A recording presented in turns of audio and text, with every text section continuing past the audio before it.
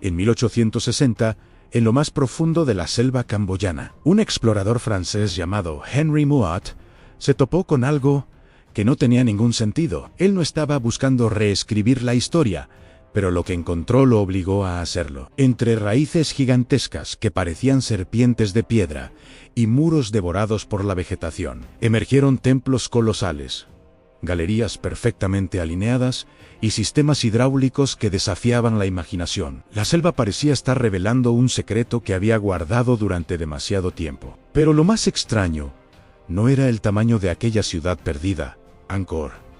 Lo más extraño era cómo había terminado. No había murallas derribadas por ejércitos, ni gruesas capas de ceniza que hablaran de incendios devastadores. No había ninguna inscripción en piedra que narrara una última y desesperada batalla. Lo que Mouat encontró no era una ciudad derrotada, era una ciudad abandonada. Como si un día sus millones de habitantes simplemente hubieran decidido irse. Y este misterio, lejos de ser un caso aislado, es un patrón que se repite una y otra vez a lo largo del planeta. Ciudades increíblemente avanzadas, planificadas con una precisión asombrosa, que no fueron conquistadas ni destruidas, simplemente fueron dejadas atrás. Como si sus propios creadores hubieran llegado a la silenciosa conclusión de que ya no podían sostener lo que habían construido. Para entender esto, viajemos miles de años atrás, al Valle del Indo, en lo que hoy es Pakistán. Aquí, alrededor del año 2600 a.C., floreció una ciudad llamada Mohenjo-Daro. Y no era una aldea primitiva. Era una metrópolis planificada con calles en cuadrícula, ladrillos de tamaño estándar y un sistema de alcantarillado tan sofisticado que todavía hoy sorprende a los ingenieros. Cada casa tenía acceso a agua corriente y su propio baño. Baños privados hace más de 4000 años. Lo más curioso es que no hay grandes palacios ni templos imponentes. El poder no se exhibía. La ciudad estaba diseñada para funcionar, no para impresionar, era pura eficiencia. Y entonces, algo pasó. Mohenjo-Daro fue abandonada. Durante décadas se culpó a una invasión, a una masacre. Pero las pruebas no cuadran. No hay murallas rotas.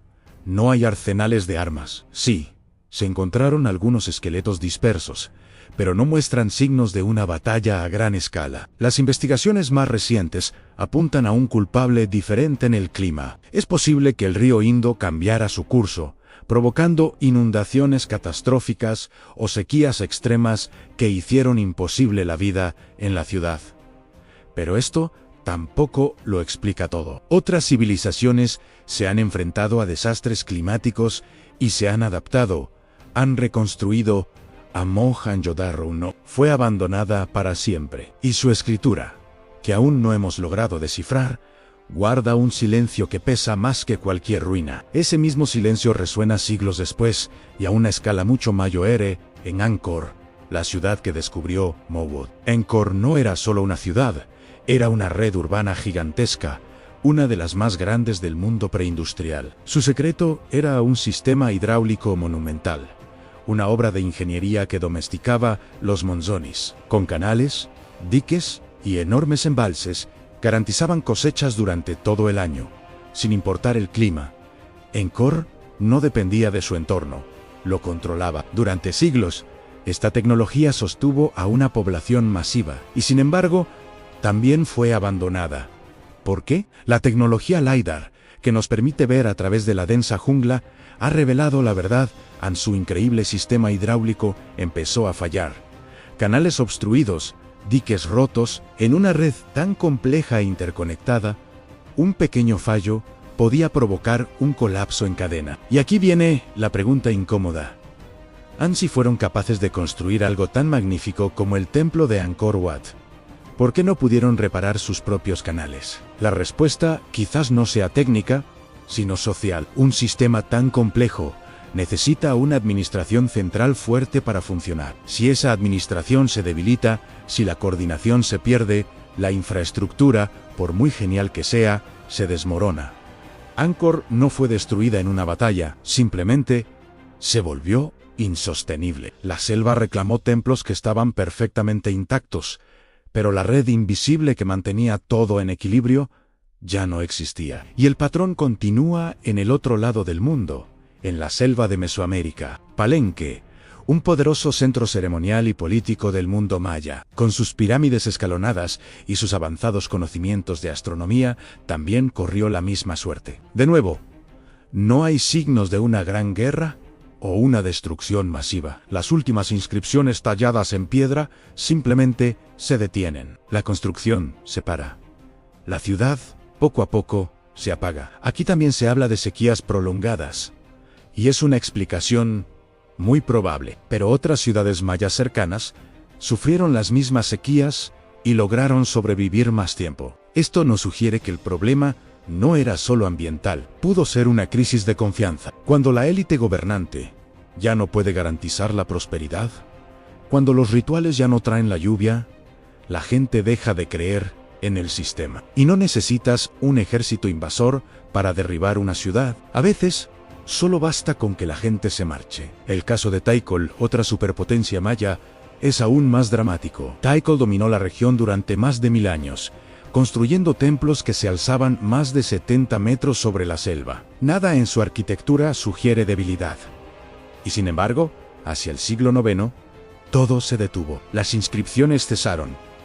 Los barrios fueron abandonados. Tikal dependía de un complejo sistema para recolectar y almacenar agua de lluvia. Los análisis del suelo han confirmado que la región sufrió sequías extremas, las peores en milenios. Para una ciudad tan densamente poblada, la falta de agua es una sentencia de muerte lenta, pero segura. Pero, de nuevo, Tikal había sobrevivido a guerras y crisis antes. ¿Qué fue diferente esta vez? Quizás el sistema se volvió demasiado grande, demasiado complejo, demasiado dependiente de una coordinación perfecta. Cuando esa coordinación se rompió por la presión ambiental y social, todo el edificio se vino abajo. El abandono no fue un evento de un solo día. Fue una retirada silenciosa y progresiva. La selva simplemente avanzó y cubrió las plazas donde antes se reunían multitudes. Y nos vamos aún más alto, a más de 3.8 metros sobre el nivel del mar en los Andes, donde se levantó la enigmática civilización de Tiwanaku. Sus bloques de piedra, tallados con una precisión láser, y sus conocimientos astronómicos hablan de una sociedad increíblemente organizada. Adniono adivinan que tampoco hay evidencia clara de una invasión final. Las estructuras están ahí, en pie. Se cree que cambios climáticos, como sequías que afectaron el nivel del lago Titicaca, debilitaron su sofisticada agricultura. Pero el patrón es el mismo. No hay caos, no hay destrucción, solo un abandono gradual. Cuando la autoridad ya no puede garantizar la estabilidad en tiempos de crisis, el sistema se erosiona desde dentro. La gente se va y solo la piedra queda, desde el Valle del Indo hasta los Andes, desde la selva camboyana hasta la mesoamericana. La historia nos cuenta una y otra vez la misma inquietante lección. Algunas de las civilizaciones más grandes no fueron derrotadas por ejércitos enemigos, sino por fallos estructurales invisibles, por sistemas que se volvieron demasiado complejos, demasiado frágiles, por una crisis de confianza o por un clima cambiante que empujó su organización hasta el límite. Ciudades monumentales quedaron en silencio no por la espada, sino por el agotamiento. Y si este mismo patrón se repite en culturas que nunca tuvieron contacto entre sí, en diferentes continentes y en distintas épocas, la pregunta deja de ser solo histórica y se convierte en algo universal y muy actual. ¿Qué fuerza invisible puede apagar una civilización entera sin necesidad de destruirla? Porque cuando los edificios permanecen, pero la gente se ha ido, no estamos viendo una simple derrota, estamos viendo algo mucho más profundo. Y lo más inquietante no es que haya ocurrido una vez, es que ocurrió muchas veces. Y, a día de hoy, seguimos sin entender del todo por qué. Si hasta ahora hemos visto ciudades que se apagaron por sequías, fallos administrativos o pérdida de legitimidad, lo que viene ahora amplía todavía más el patrón, porque no solo colapsaron centros agrícolas o rituales, también cayeron capitales imperiales, nodos comerciales estratégicos y símbolos absolutos de poder. Avanzamos hacia la costa central del actual Perú, al valle de Supe, donde se levanta Carel, una de las ciudades más antiguas de América, con aproximadamente 5.000 años de antigüedad, cuando en otras regiones del mundo apenas comenzaban a consolidarse asentamientos complejos. Aquí ya existían pirámides monumentales, plazas circulares hundidas y una planificación urbana sorprendentemente organizada. Carrel no muestra murallas defensivas prominentes ni representaciones constantes de guerra. Su arquitectura sugiere cohesión más que conflicto. Durante siglos prosperó como centro político y ceremonial de una red regional que conectaba el valle y la costa mediante el intercambio agrícola y marítimo, y luego, alrededor del 1800 a.C., fue abandonada. No hay evidencia de invasión masiva. No existen capas generalizadas de incendio. Algunas estructuras incluso parecen haber sido selladas deliberadamente antes de quedar en desuso, como si la partida hubiese sido organizada, no forzada. El clima pudo haber cambiado. Alteraciones oceánicas pudieron afectar los cultivos y los recursos marinos. Pero nuevamente, el patrón no encaja con una destrucción violenta. Ancaral no cayó, se retiró. Nos desplazamos ahora al desierto de la actual Jordania, donde Petre fue tallada directamente en la roca. Capital del reino nabateo, centro estratégico del comercio de especias, incienso y bienes de lujo, protegida por cañones naturales y equipada con un sistema hidráulico avanzado capaz de almacenar agua en pleno entorno.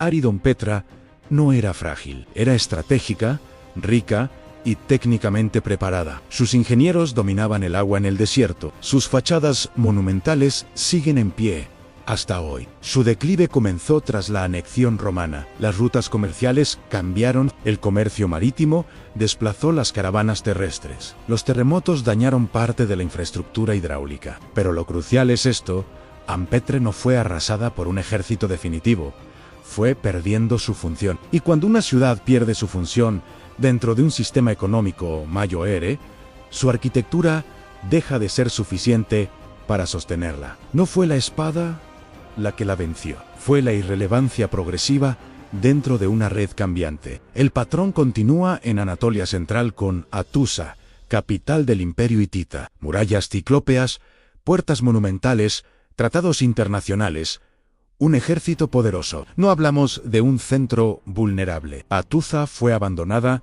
alrededor del 1200 a.C., en el mismo periodo en que múltiples potencias del Mediterráneo oriental colapsaron simultáneamente. Durante décadas se atribuyó su caída a los llamados pueblos del mar. Sin embargo, la evidencia arqueológica no muestra una destrucción uniforme que explique por sí sola el abandono total. Lo que sí ocurrió fue una crisis sistémica regional. Las redes comerciales se fragmentaron, las sequías afectaron la producción agrícola, la presión económica aumentó, la capital parece haber sido evacuada antes de quedar completamente en ruinas. No fue simplemente conquistada y reutilizada, perdió su función imperial. Y cuando el centro pierde su función, la piedra ya no basta. Este mismo principio se repite en Persépolis, símbolo monumental del imperio aqueménida, fundada por Darío, y como manifestación arquitectónica del poder, construida sobre una terraza artificial gigantesca, diseñada como escenario ceremonial de legitimación imperial. Alejandro Magno incendió partes del complejo. Sí, en la evidencia del fuego está documentada, pero reducir el abandono de Persépolis a un incendio puntual simplifica demasiado el proceso. Persépolis dependía del sistema político que la sostenía. No era una capital administrativa cotidiana, era un centro ceremonial. Cuando el imperio aqueménida cayó, su razón de ser desapareció. La infraestructura permaneció. Las columnas, aunque caídas, siguen marcando el horizonte. Los relieves continúan narrando escenas de tributo y poder, pero sin la maquinaria imperial que la justificaba, Persépolis perdió sentido práctico. No fue reconstruida como capital macedonia, fue dejada atrás. Y finalmente, llegamos al sur de África, donde Gran Zimbabue se levantó entre colinas de granito como centro político y comercial entre los siglos X y XV. Sus muros de piedra, construidos sin mortero, alcanzan hasta 10 metros de altura. El gran recinto y su torre cónica no tienen paralelo directo en otras regiones africanas. Gran Zimbabue controlaba rutas comerciales que conectaban el interior africano con la costa del Océano Índico. Oro, marfil y otros recursos fluían a través de este nodo estratégico. No hay evidencia clara de una invasión devastadora. No existen murallas derribadas en un combate generalizado. Las estructuras permanecen. Las hipótesis apuntan a la sobreexplotación ambiental, el desplazamiento de las rutas comerciales y cambios estructurales en la red económica regional. El patrón vuelve a repetirse. No fue arrasada por un enemigo documentado, fue debilitada por transformaciones en el sistema que la sostenía, desde el Valle del Indo hasta África Austral, desde selvas húmedas hasta desiertos áridos, desde imperios diplomáticos hasta redes comerciales ancestrales. El mismo esquema aparece una y otra vez. Ciudades monumentales en ingeniería avanzada, poder consolidado y luego, abandono. No siempre hay ejércitos vencedores. No siempre hay destrucción total. Lo que desaparece no es la piedra. Desaparece la red invisible que mantenía el equilibrio en el comercio, la legitimidad, un clima estable, la coordinación política, la fe colectiva. Cuando esa red se rompe, la ciudad no explota, se apaga. Y aquí es donde la historia deja de ser solo arqueología y se convierte en advertencia. Porque ninguna de estas civilizaciones era primitiva. Eran complejas, organizadas, técnicamente avanzadas para su tiempo. Muchas habían superado crisis anteriores, muchas habían sobrevivido guerras, pero cuando el sistema que las sostenía superó su punto de equilibrio, la resiliencia dejó de ser suficiente. Lo inquietante es que este patrón no ocurrió una vez, ocurrió en continentes distintos, en épocas distintas, en culturas que jamás tuvieron contacto entre sí. Eso significa que no estamos ante un accidente aislado, estamos ante una dinámica estructural recurrente en la historia humana. Las ciudades no siempre mueren por violencia directa, a veces mueren por saturación, por complejidad excesiva, por dependencia de sistemas frágiles que parecen estables hasta que dejan de serlo. La pregunta ya no es quién atacó, la pregunta es qué tipo de presión puede desarticular una civilización sin necesidad de destruir sus muros. Porque cuando la piedra sigue en pie, pero la gente desaparece, el mensaje es más perturbador que cualquier batalla.